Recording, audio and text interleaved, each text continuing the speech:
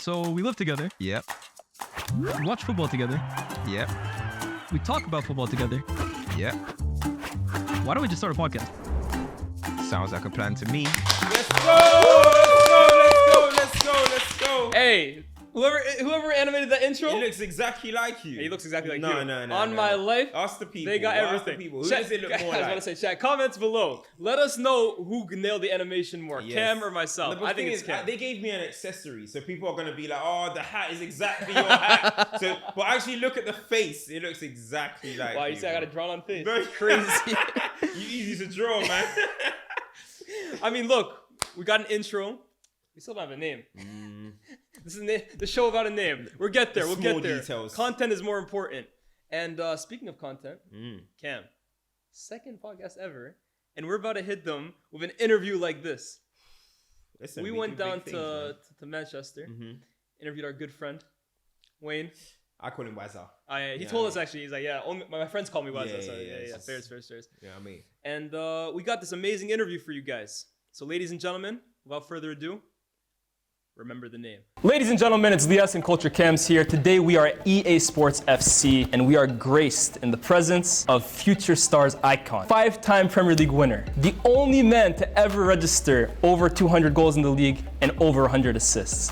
Premier League Hall of Famer. Ladies and gentlemen, Wayne Rooney. Remember the name, man. Remember the name. Nice to have you, man. Thank you. First thing that I want to say is we're talking about future stars, and growing up, you were probably, I don't want to make you feel old, but you were probably my first future star that I remember, that wonder kid going into Euro 2004. How did it feel basically having the weight of the nation walking in there as an 18, 19-year-old into that tournament? Yeah, I think that was the one tournament I went into without really thinking about it and thinking about the pressures of the game, just wanting to play and enjoying playing for my country, and that's probably the most relaxed I've been going into a tournament, if I'm being honest. And I remember the games before. We played Iceland at Old Trafford, and I think it was Macedonia maybe, before the tournament, and I scored a couple of goals in them. So I was relaxed, yeah, and just couldn't wait for the tournament to start, to be honest. At what point in that tournament did you realise that you're not only the best young player in the tournament, but you're arguably the best player in the tournament?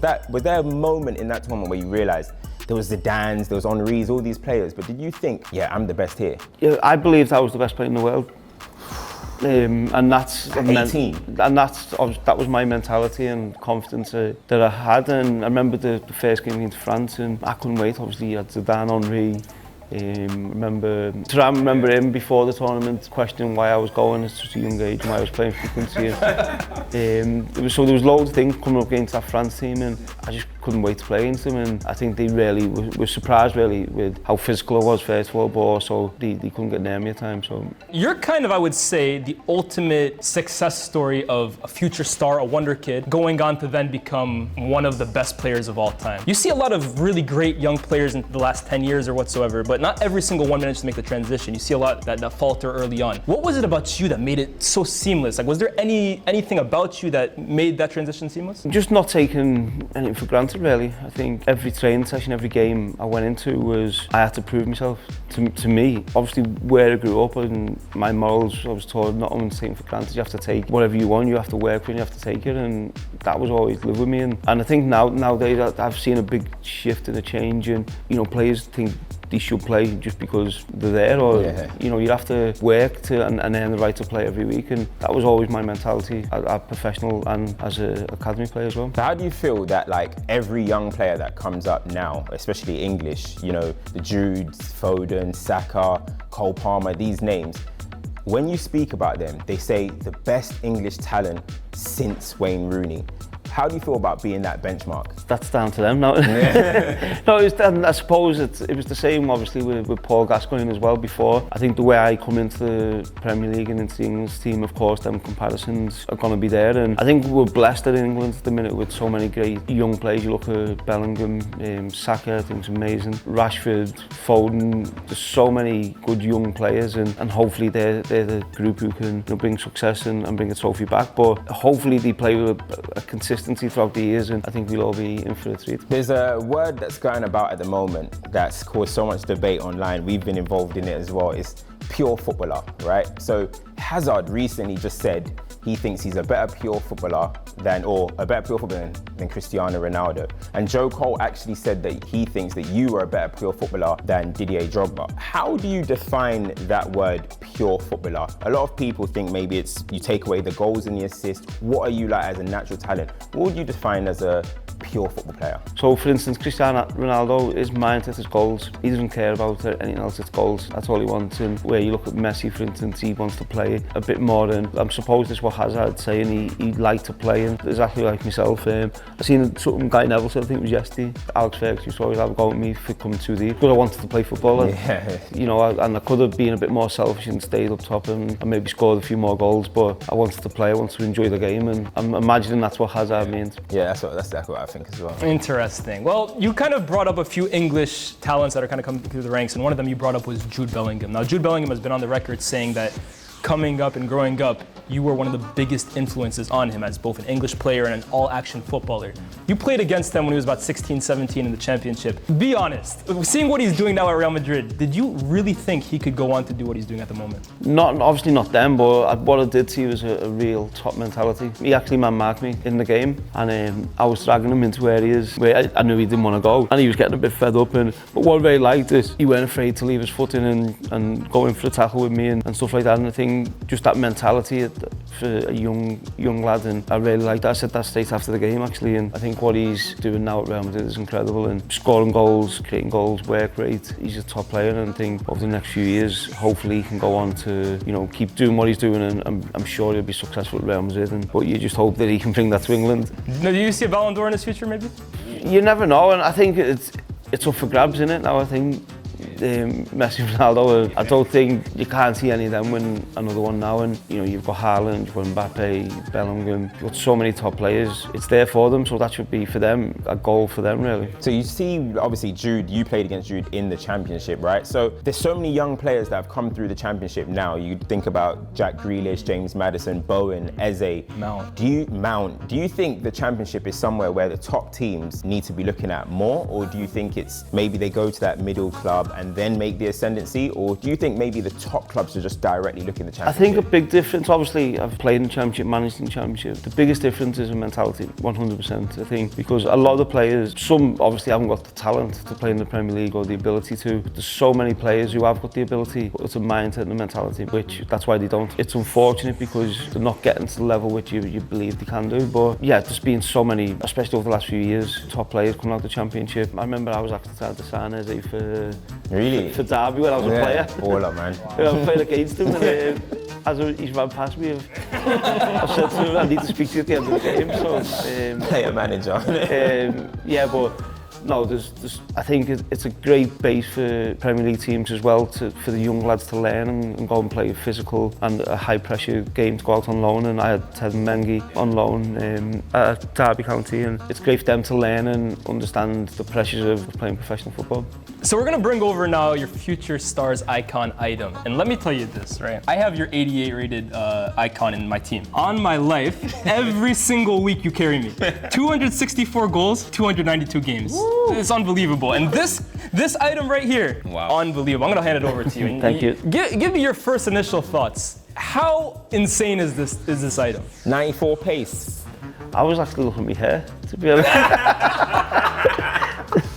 That's what I was looking at. The good old days, right? Yeah. No, I think pace is obviously high. I'm a bit disappointed with the defensive side. Yeah, I think so too. I'm with you. You're at 70. Yeah, because I feel like I put a lot of work in defensively, but everything else, yeah, I'm pleased with. I think the pass and physical could be higher as well.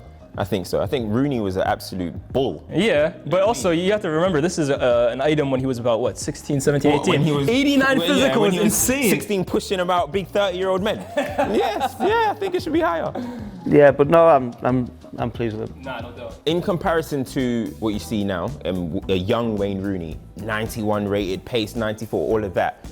Do you look around in football now and see any talents that could potentially match up to a 18-year-old, 16-year-old Wayne Rooney, or even be better? I think the game has changed a little bit since then, so it's not as raw. I think back then the game was still a little bit raw, and that's exactly what I was at that age, where now it's more of a possession, progressive, getting up the pitch with the ball and stuff like that. So I think it's difficult to get that rawness in there. But for me, I think Foden is the one. Bellingham is great, and I love watching Foden play. I think he's brilliant. Do you think he's the best English talent since you? It's hard to say. It's hard to say because and this way I feel for Gareth Southgate but for me he has to play number 10, and I think he's done it. I think it was his last game for England. When he's on the sides, I think he's still effective, but not as effective. I think if he plays number 10, he's top. Hey, that's not bad. Phil Foden, good words for you. Thank you so much, Wayne. Thank you. Thank you. Wow, man. First of all, I hope you guys all enjoyed that interview. If you couldn't tell, we most certainly did, man. Look at our faces during that. There was like a snapshot somebody took. Yeah. It's like we met like the greatest person of all time, bro. It's just pure admiration, starstruck, and wow, what an experience. Now, honestly, I feel like Rooney is somebody that I've always had on my bucket list. You know what I mean? In terms of when I got into this industry and you want to interview someone, I've always said, you know, I want to interview GOATs as well, but I also want to interview my personal favorite players, the guys that made me fall in love with the game. You know what I mean? And I've always had Wayne Rooney. I had Ruud van Nistelrooy, you know what I mean? Those are the two that big reason I support Manchester United, you know what I mean? So to do that, to have that moment was unreal, bro. Honestly. Nah, 100%, man. He gave us some great answers, by the way. Again, I hope you guys all enjoyed that. Let us know in the comment section what part you enjoyed the most. What do you think about his... When I beat you. Nah, that part was meaty, bro. I beat him. That's what I'm saying. In front of Wazza. He lost in front of Wazza. Did I do... Guys, did I do okay? But, guys, I threw the game for Wazza, man. You know I let him win that one, man. My favorite bit was when he said at 18 years old, he thought he was the best player in the world. Yeah, that's a crazy flex. The thing is, what I like about it as well, obviously we didn't get to have the longest time with him, but we asked questions where people are talking about. Do you know what I mean? People are talking about these things. We in our last episode we were talking about pure footballers. Yeah. We made sure we asked him that and stuff, and it just shows that like with what we do, like we don't do generic stuff. We do what people are talking about. And obviously, pure football is what we were discussing, and we went to Wayne Rooney and discussed that. So there's nothing fake over here. You know what I mean? Never. In Nothing fact, I was fake. actually annoyed. I was thinking about this yesterday. In the moment, again, because we were so engaged in the conversation, it was a great time. He said something when he talked about I thought I was the best player in the world at 18 years old. If I could go back, I would have asked him on the spot, what do you think happened from then, like from 24-ish to the rest of your career, where you saw like a lot of guys like why do you think you're not considered one of the best 3-4 players of your generation? Do you feel like you're underrated? Because I don't think he's wrong to say he thought, okay, maybe not the best, but he was one of the best players in the world at such a young age. What stopped it from continuing further? Yes, I mean, when he burst onto the scene, like first of all, he burst on when he was 16. Not many people can do that, right?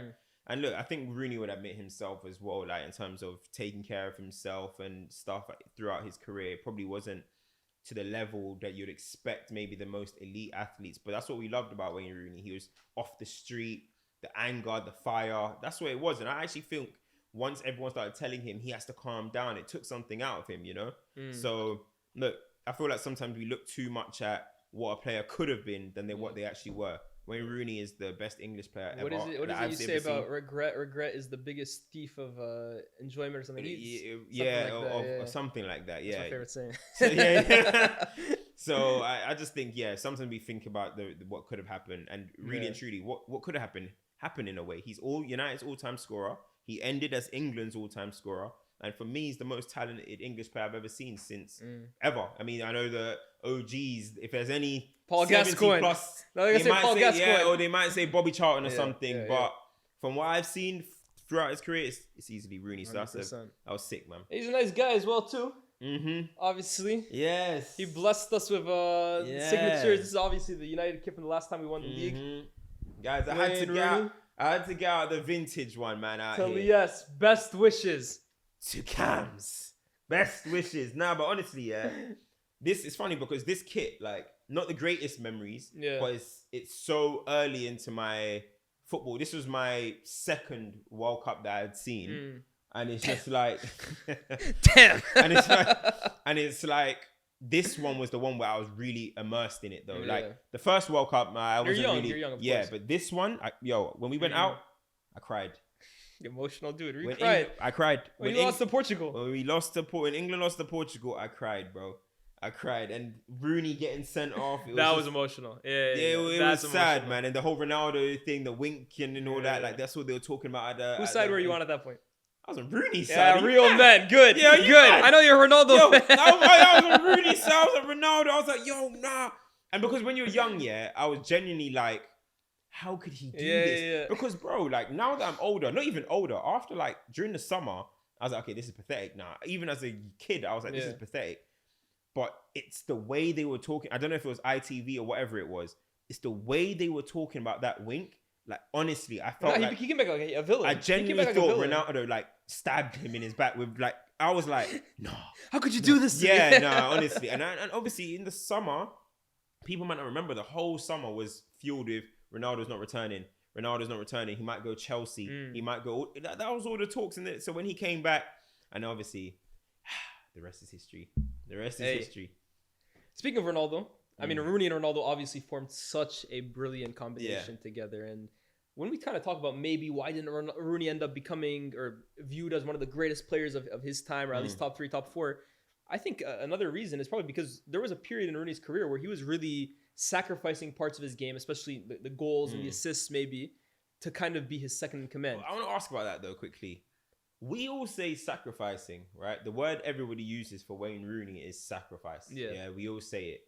But you speak to Wayne Rooney, he does not feel like he was sacrificing. Clearly, he says, when I play up front, I didn't enjoy it as much. He, as you guys can see in the interview, he said he sees himself as a pure He probably footballer. felt he had to sacrifice when he went up front and scored Yes, 30 goals. yes, That's actually true. that's the point. That's actually true. Yes. That's a great point. He felt like, Yeah. wait, hold on, I'm sacrificing for the team. He wanted to play, so it's kind of Like, funny. I guess like, I'll score 30 goals this year and not touch the ball at halfway. That's actually such a good point. It's funny that maybe he wasn't really. It's like this is just Wayne Rooney. Maybe you can say about Karim Benzema. Maybe he might have always wanted to play 9 and score the goals. But when you talk about Wayne Rooney, man, like He's just a bro, he footballer, just wanted man. to play He's the a game. pure footballer, You ladies see and it, gentlemen. people. You see it. Don't let that one It's go not over a your heads. buzzword. That word is here to stay. 100%. Get used to it. 100%. But kind of like I was saying, if he wants to sacrifice, I'm with you. That's a good point. But he was really Ronaldo's sidekick. He was the B to Ronaldo's A side.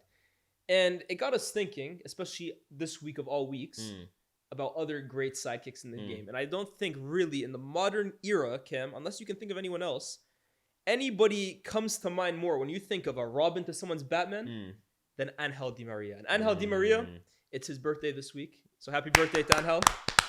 What's his nickname? I saw it something like the worm or something. It's El Fideo. It means That means worm? It means the noodle. The noodle. Yeah. And I think that's honestly such a fitting nickname, of right? course. A, very thin. Yeah. But B, also like the way he like weaves in, wiggles it. Yeah, man. yeah. Di Maria, like what can you say about the guy? We'll get into the whole sidekick thing, but let's just really speak about Di Maria for a second, because we were talking about this before the cameras kind of went on. He's a bona fide footballing legend. Yeah. You look at his trophy cabinet, it's filled to the brim with everything. He's won everything there is to win. You look at the goals and assists, if you like that. He has great goal contributions throughout his career. You mentioned to me off air that he's the all-time all-time assists PSG for assist PSG. leader, and I think in the Champions League as well too. I think he might be second. behind Giggs. Is it? No, I think behind Ronaldo. Yeah, but he's high up there as well too. And you look at as well the individual moments that he's had. He won Champions League final man of the match. Yeah. Obviously, we'll talk about the finals goals in a bit. Eye test as well too. Yeah. Pure footballer, unbelievable left foot, man. I mean, he'd rather Rabona it or go outside of the foot than use his right foot, but such a brilliant footballer, unselfish as well too. Yeah. And then you think, only one club managed to get a player like that and make him look like a scrub. Hey, it's only us, man. Gosh. At the top, it's just us, bruh. It's crazy. Like, I mean, with what you're saying, like, just to expand on it, like, I feel like the word always gets used for Di Maria as underrated. Yeah. And I don't even want to use that word today because real football heads know Di Maria is rated. Yeah. Real football heads rate Di Maria. So when it's underrated, let the casuals underrate him, whatever. Facts. The real football heads know what Di Maria brought. And I always say, how many players can say that they were the right-hand man of Cristiano Ronaldo? And let's say the left-hand man of Lionel Messi. That's hard. That's Bro, you're picking up some stuff from me I'm telling recently, you, bro. I've been watching the archive, man. But honestly, like, he's the only not only player, but he's the one he was a chief lieutenant Yeah. for Ronaldo and Messi. So if there was ever time to listen to somebody's talk on the GOAT debate, you go to Angel Di Maria, because he played with the both of them for a long period of time, and he has been so useful for both of them. He hasn't just been one of the bottle, as Jose Mourinho says. He is a special one. He has been a special player, and as you mentioned, I'm just going to talk about his big games. Di Maria goal versus Nigeria in 2008 Olympics. Supercopa España goal in the first leg against Barcelona. Cop del Rey final 13-14 goal. The Champions League final to bring the La Decima. We all know that moment. The noodle dribble gets through. Obviously, deflection, and Bell scores. Gets the man of the match for that performance. Copa America final 2021. Di Maria goal. Finalissima goal in the final again. Then the grandest stage of them all, the 2022 World Cup.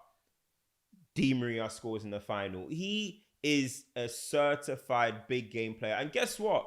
When everyone probably thought, it's the farewell tour now, just going to go to Benfica, and he says, Portuguese Super Cup. Let me score 2. You know what I mean? Like, my homecoming. Hey, you did your research deep. Yeah, man, my homecoming. Like, this is a legend of the game. And it's so rare you get a player who's seen as the sidekick or the second man or even the third man be so reliable on the highest level, on the biggest stage. It's so impressive. Like, it's very similar to basketball, where you see there's an A, but you need your number 2. You need your number 3 to make big shots. Yeah. That's what Di Maria was. He made big shots.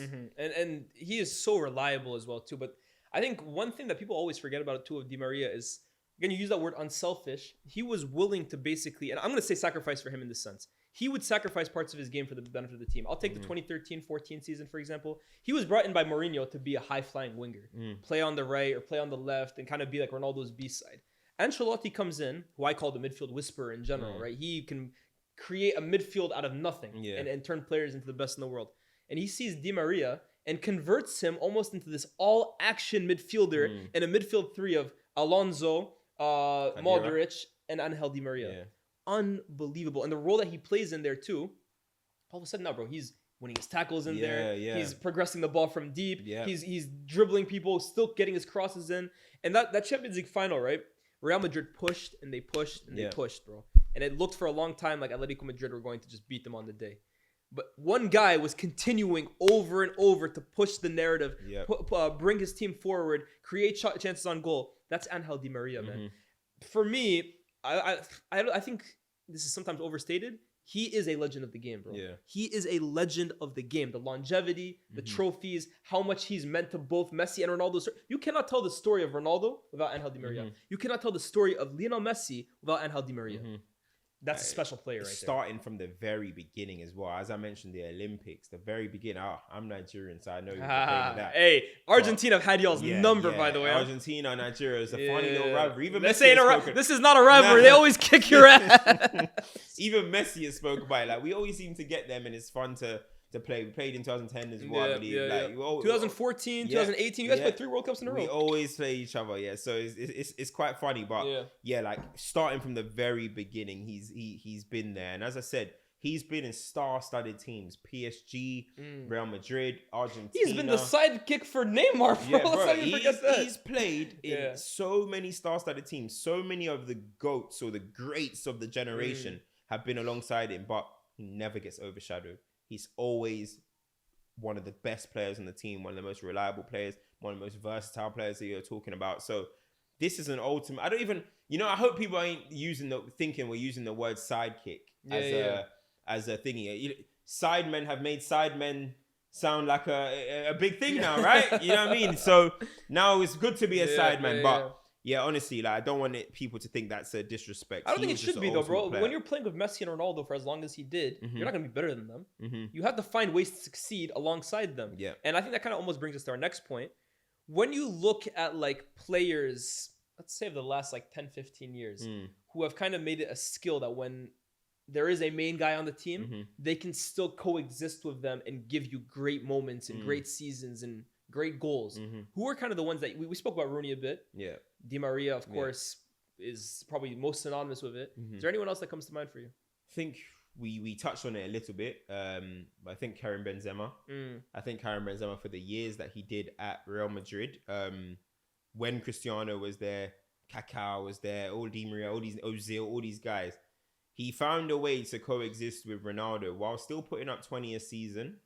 He still found a way, and some people say he sacrificed his game. He might have, because we saw him without Ronaldo. He won a Ballon d'Or, but the way he played was so selfless. You know what I mean? And the thing is, a lot of times people think about his selflessness in terms of looking for a pass or assist. It's his positioning as well. Benzema used to go places that other attackers don't want to go. He drifts left to allow space for Ronaldo to come inside. Yeah, So he drifts inside for people to bypass. Facts. And one thing I love about Benzema as well is that you look at Benzema, you look at the way he is as a character, always playing Tupac, the music videos. He's a G. You know what I mean? He's a G. But he had no ego when it came to Ronaldo. Yeah, Ronaldo is the best in the world. I'm privileged to play with Ronaldo. I think he even stated himself. He said, like, how can I basically be mad? I won 4 Champions Leagues by playing this way. Exactly. And then there's that legendary image. I would love if it can get with inserted. him and with them guys all holding their things, and he's just not the Bayern picture. I'm talking about the one with him and Ronaldo. No, not that one. Bayern's reckoning. Yeah. You see the one where I think it's Ronaldo's holding his Ballon d'Or. I forgot who else is. 3 Real Madrid players. No, it's Zidane, Modric, and him. No, is it? No, it's when. So basically, Benzema is standing behind, clapping. Oh, when Ronaldo was. It was like Ronaldo, James from the World Cup, and I think Sergio Ramos. There we go. And they're all applauding, and Benzema's in the background. Benzema's just yeah, but I love it. He's just watching like. He's like, I'm biding my time. It's not my time right now. I got next. You know what I mean? And that's what he did. I love it. That's humility. You know what I mean? Even sometimes when Ronaldo would score a goal, you think, oh, he could have passed to Benzema there. You didn't see Benzema moan. He'll go and celebrate with him and stuff. So I love that one. I think that's a great example. I would probably use the example of, I don't want to compare them in terms of quality, but in terms of profile and role, the Benzema of the Premier League the last 10 years. That's probably Bobby Firmino. In terms of the role that he played in that front three. When you had Salah and Mane putting up never before seen numbers basically at those kinds of positions. I mean, at one point, they literally were tied for Golden Boot. You always had Roberto Firmino kind of being, like you said, he had humility to him. He didn't have to be the guy who was always on the score sheet. He's a center forward by trade, happy to get like 5 goals a season. One thing about Firmino, though, in big games, almost always turned up, bro. And also, like, there was 17-18 season. Yeah, in the Champions League. Didn't he get 10 goals? He joined with... got 10 goals in the Champions League that year. With Salah got 10 as well. In big moments, Firmino was there. But in terms of just being we don't call him a sidekick, but the ultimate fold, I would say, to Mane and Salah. And then also you saw Salah and Mane, their egos would clash a lot of the time, bro. Mane gets upset when Salah doesn't pass to him, vice versa. Firmino was almost always the guy. Yo, guys, relax, bro. Come celebrate with me. You do your celebration. I'm gonna do that. I'm gonna do that same corny ass celebration. So I like that one a lot too. I'll give you guys one that you may not have actually heard of.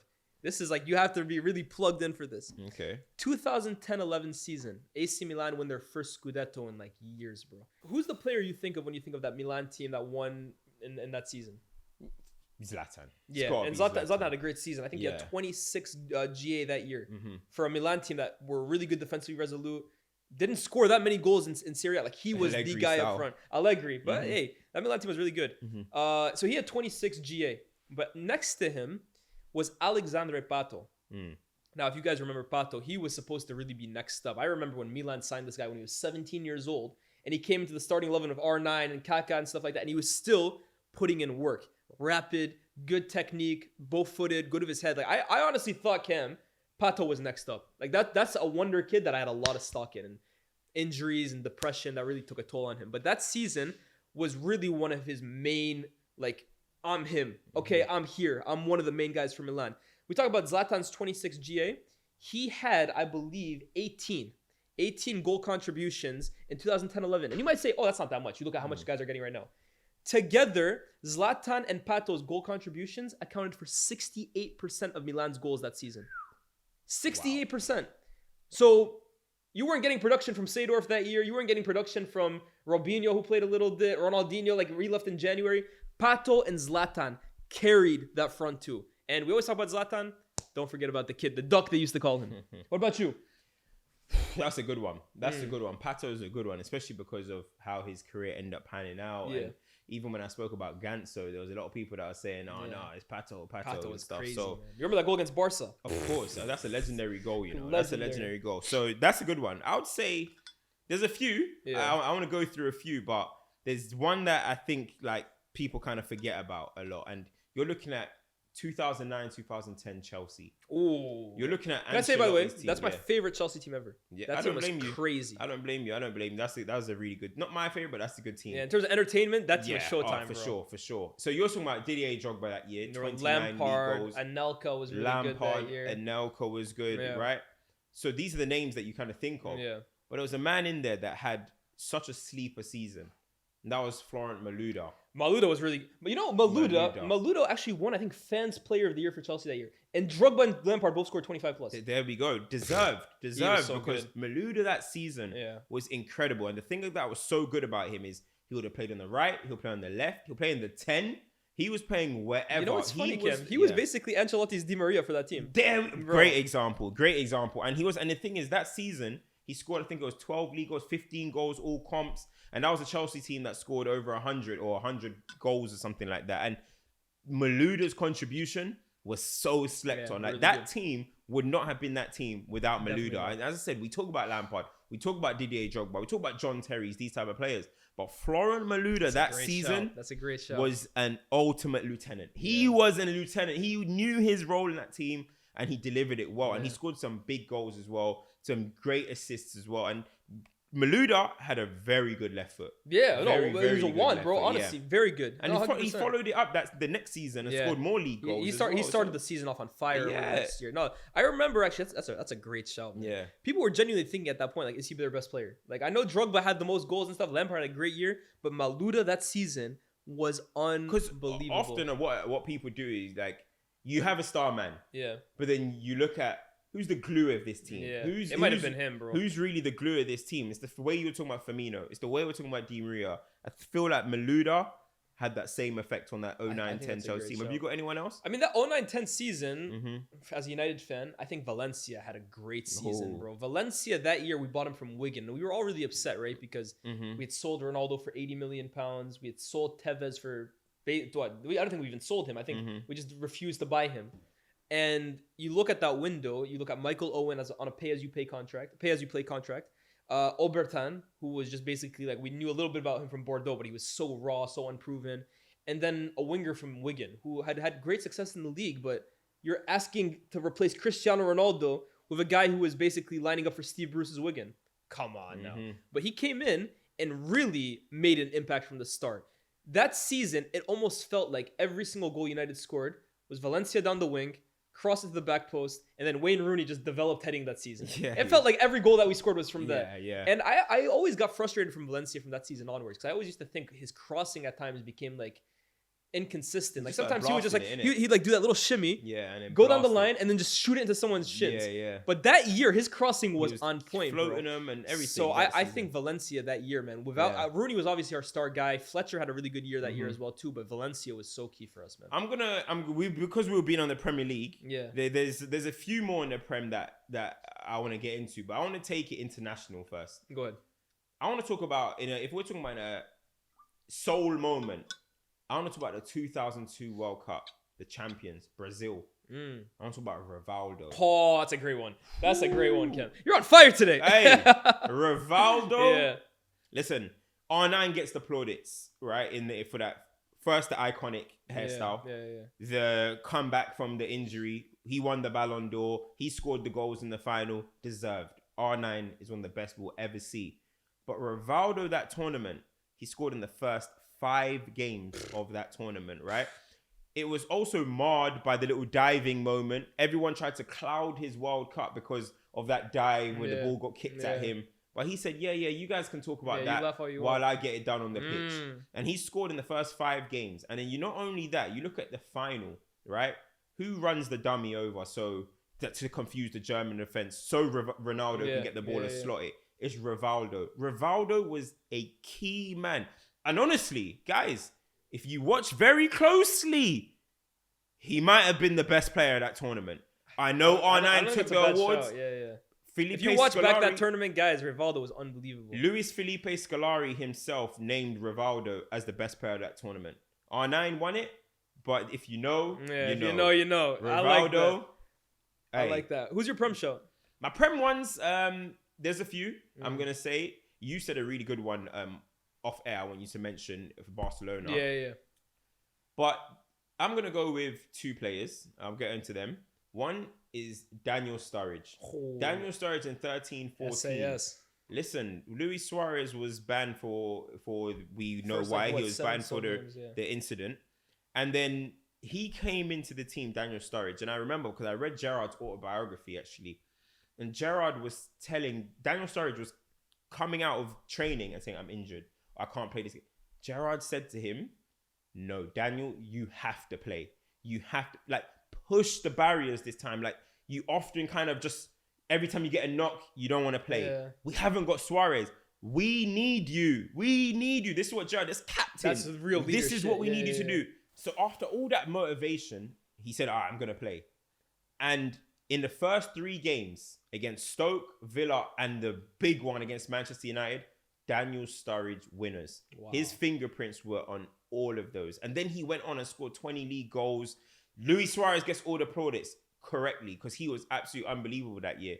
But that dream that Liverpool had of winning their first ever title, especially delivering it for Steven Gerrard, Daniel Sturridge, SAS, that combination had a key part to play in it. And often, I don't think he gets forgotten about, but the story can be told without him, it seems. No, and I it's don't true. like that. No, it's true. Justice for Daniel Sturridge in that season. And you talk about like pure footballers, best English talents. I think people forget just how naturally talented Daniel Such a- Sturridge was too, bro. Some of the goals he scored that year were crazy. Man. Injuries is the only thing that really stops Sturridge from going on to be a really, really good player. Because I genuinely think, especially when Klopp came in, you remember he scored in the He was Europa this guy, final. yeah. I genuinely He led think the if- line for England.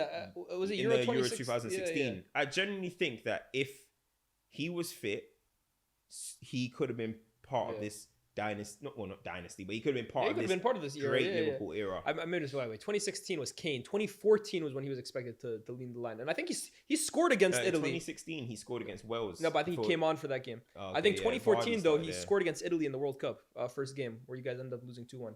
So is this on air? Is this? Or are you trying to cut? yeah, this we can bit do out? that. No, we can include this bit. Okay, cool. Hey, we're natural, bro. If we're wrong, we're wrong. I was gonna say one that I have for sure. Again, one that we spoke about. Barcelona. We remember the front three of Henry, Eto'o, and Messi. And we always talk about David Villa as well too. Zlatan had that little phase. Ronaldinho obviously there before. But I always feel like there's one name that really gets left out of the Pep era. And I think it's a bit unfair because when you look at who played the most games those days, this guy is high up there. That's Pedro Rodriguez. Pedro Rodriguez, when you talk about Talk on that one. unselfish Yeah. players that don't really need the ball at their feet to impact the game, tireless runner, comes up with big goals.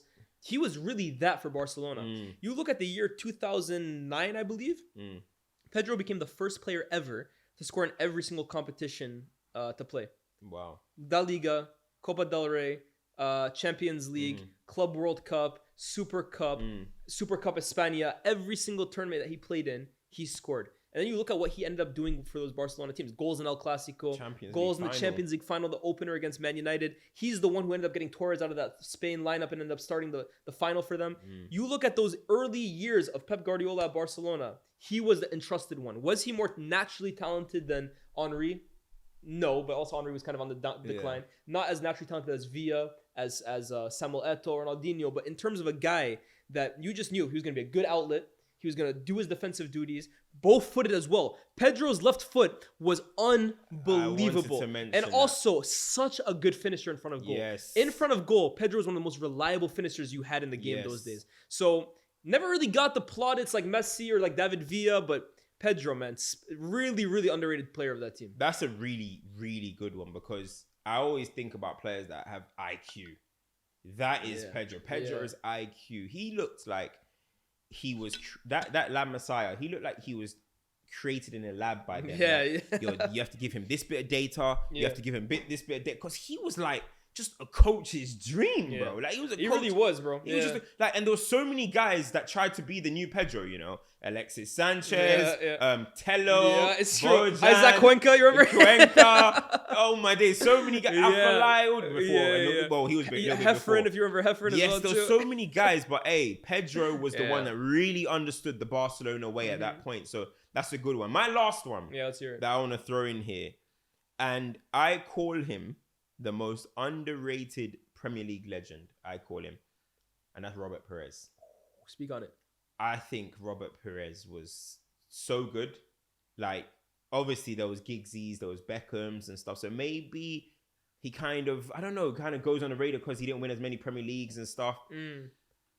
But Robert Perez, for me, I always say, he was like the first inverted, proper, like classy inverted winger in this Premier League. And he brought that kind of foreign flair to it. And listen, there's a lot of talk about, you know, he dives and all this type of stuff. But if you're talking about just pure class, he's one of the first players in the league I looked at and I was like, wow. And he brought that French flavor that Cantona brought a little bit before. And Perez, if you look at the 2002 season, he won the Player of the Year that year. He was sensational that year. And then you look at the 2003, 2004, again, Thierry Henry's the one that's going to be spoken about, of course. But that season, Robert Perez scored 14 goals in the league, was great. He would take the penalties when Henry gets fouled. He was the ultimate sidekick to Thierry Henry. The 1-2s they used to play. When Henry would want to drift out left, Robert Perez is going up top. You listen to Gary Neville speak about marking Robert Perez, he hated it. Because Perez will take you to places you don't want to go. Perez often we talk about him as a left winger, but Perez often was standing in the 10. He was standing in the 10. He was conducting things as well. Like his 2-touch play was unbelievable. And it's so funny. Winger, Perez has that flat feet. Yeah. The flattest feet, but it allowed him to kind of dribble in a weird way. Yeah. It was such an interesting player. And even the way he speaks about things, like he was a finesse player, you know? And he himself sometimes say he maybe could have got more out of his career as well. So for me, I think that's the most underrated legend of the Premier League. I think he's the most forgotten about. Now we speak about Mane's and all these type of guys. And I'm just like, is Perez forgotten? Let's put him up there in the best wingers to ever play in this league conversations. I thoroughly believe he deserves that. No, I think with Perez, the thing that often goes against him when it comes to the new gen talking about him, is the GA, which, by the way, the GA was fantastic. But the GA, in terms of how people interpret GA, because this is what we're talking about. Stats, you have to read them with context as well, too. If you look at Perez's career GA, it's not that great. But Perez also had a very short peak, I would say. Like, he didn't play for 15 years, like 20 years like Ryan Giggs. He had really in the Premier League, 6 years? Yeah. But in those 6 years, he was probably the staple of what a winger looked like in the Premier League. The last one the first goal scoring winger in the Premier League. Absolutely. That needs to be stated. Absolutely. We had Cristiano to... he pushed the mental even honestly, higher, Perez was the pioneer. Ronaldo took it to another stratosphere. But Perez is like Jesus, Ronaldo wrote the Bible. Like literally, like he was like, as you say, bro. There was man chucking threes. There used to be man chucking threes. Reggie Miller, Ray Allen, all these guys, and Steph took it to another level. That was Cristiano. But as I said, somebody was chucking them once upon a time, and that was Robert Perez, the first proper Premier League goal scoring winger. Last one I want to give a shout out to. And this is really the most recent one. We talk about Benzema going from sidekick. He eventually went from Robin to Batman. And in his place, he needed a Robin. The Champions League final that they just won recently, Vinny. Vinny that season was the ultimate Robin to Benzema's Batman. And the thing that was so impressive about that season, that's a good point. That's one of the best Robin seasons we've ever seen. Vinny had 42 GA that year, bro. 22 goals, 20 assists. Benzema went nuclear. Benzema was the best player in the world that year. But Vinicius Jr., and what made it so beautiful 42. is, let's not forget, hey, frère, don't pass to him, bro. He's playing against us. Went from that to, now this is little bro now. This is the guy that I can rely on when my shots ain't falling. Let's go to Vinny. Vinny that season just took a leap in his career that I can't remember many elite players doing, right? When you look at like the best players of all time, and I think Vinny is potentially well on his way to becoming one of them, you almost see them as like, wonder kids, and they're amazing at this. Vinny really struggled at the start of his Real Madrid career, and it wasn't due to a lack of talent, but a lack of like just the final touch. Yeah. And that season, everything kind of just came together for him. And that duo that he had with Benzema, you look at the goals that he scored. Vinny's fingerprints are on every single one of Benzema's big goals in the Champions League that year. Against PSG, he's the one who kind of puts it into him. Against Chelsea, he's the one who has the cross for the header. Against Manchester City, that's the one where he basically like turns Fernandinho with that dummy and runs in behind for Benzema. Yeah. You look at the final, he scored the winner in the final. And that season, I'm not really into GA like that, but if we want to look at like pure numbers that season, Vinny and Benzema's combined goals and assists, 101. That is incredible. Guess how many goals Real Madrid scored in all competitions? 119. What? Vinicius and Benzema carried that Real Madrid attack. And I don't use that word lightly. They carried that Real Madrid attack. So when you talk about Batman and Robin, Wait, I did not make only those stats 18 goals were scored. that were not either assisted or scored by Benzema or Vinicius. That Benzema and Benzema or Rooney didn't have- Vinicius either scored or assisted 101 of those goals. That is a stat for the ages, Crazy, bro. crazy. The two of them were unbelievable. I mean, you look at that team, right? Like Rodrigo was a super sub. Valverde was basically playing as like auxiliary right wing, right mid, right back. You had Casemiro, Modric, and Cruz. They're not getting you goal contributions. Ramos dipped off penalties for Benzema. It was those two, bro. That's incredible. So when I think of Batman and Robin, that season will always stick to me. Yeah, no. And now you see Vinny even becoming Batman. So Yeah. shout out to him. That's a great one. That's a great one. Hey, that's it then, I guess. Batman's, Robins, Wayne Rooney, Angel Di Maria. It's been a good episode, bro. We covered a few things. Yeah. Listen, that's what we're here for, man. You know what I mean? Hopefully, we get more interviews and stuff. But of course, now, listen. As we said in the beginning, interviewing Wayne Rooney and we just want to speak ball, man. Here, we just want to speak ball, and of course, listen, guys. It's not only always going to be nostalgic and stuff. We're always going to speak about other things, but this is what we're here for, man. Speak ball, have a good time. Do interviews and just, bro, it's like we just want you guys to come and chill with us, basically, like how we chill every single day. So yeah, man, I enjoyed that one. I enjoyed it as well too. Hopefully next week we come up with a name. If not, then we go again. We go again, bro. We go again. The show don't stop. Yeah, but not. guys, this is myself, Lyés, my boy CultureCams. I didn't even mention for you guys to like, share, subscribe last time, and you guys still did absolute bits. The support was massive. Do guys, that again, man. Like, share, subscribe, comment down below what you guys enjoyed. Give us your best Robins in football. And I'll see you guys next time. Peace.